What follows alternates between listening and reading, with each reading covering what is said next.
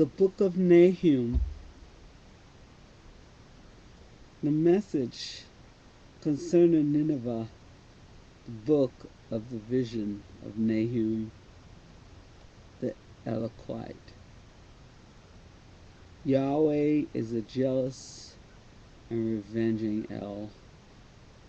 Yahweh is a revenger and a possessor of wrath. Yahweh takes vengeance on his adversaries, and he watches for his enemies. Yahweh is patient and great in power, but by no means leaves unpunished. Yahweh has his way in the whirlwind and in the storm and the clouds of the dust of his feet.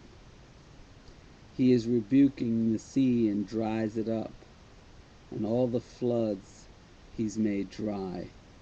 Bashan and Carmel are withering, and the flower of Lebanon is languishing. Mountains have shaken before him, and the hills have melted, and the earth is lifted up at his presence, and the world and all who dwell in it. Who does stand before his rage, and who rises up in the heat of his displeasure? His wrath is poured out like fire, and the rocks have been broken by him. Yahweh is good as a household in the day of distress, and he knows those who take refuge in him. But with an overwhelming flood, he makes a complete end of the place of Nineveh, and darkness does pursue his enemies. And after I read this, I'm going to read the book of Job. Not Job, the reluctant prophet Jonah. What do you plot against Yahweh? He makes a complete end of it. Distress does not rise up a second time. What a verse. What do you plot against Yahweh? Nahum chapter 1 verse 9. What do you plot against Yahweh? He makes a complete end of it. Distress does not rise up a second time. Wow. Though they are as entangled thorns and as drunkards with their drink, they shall be consumed like stubble, thoroughly dried. From you came forth one who plots evil against Yahweh, a counselor of Belial.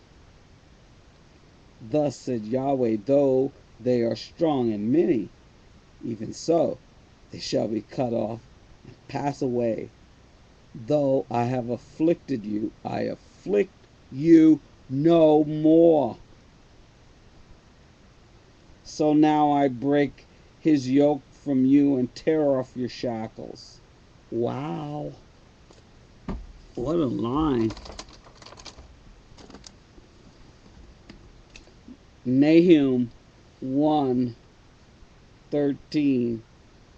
So I break his yoke from you and tear off your shackles.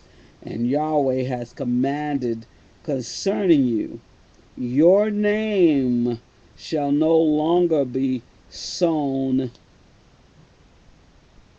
From the house of your mighty ones I shall cut off the carved image and the molded image. I shall appoint your grave, for you have been of no account.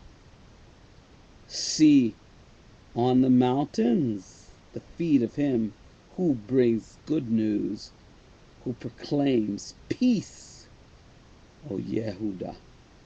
Observe your festivals, perform your vows, for Baal shall no more pass through you. He has been cut off completely.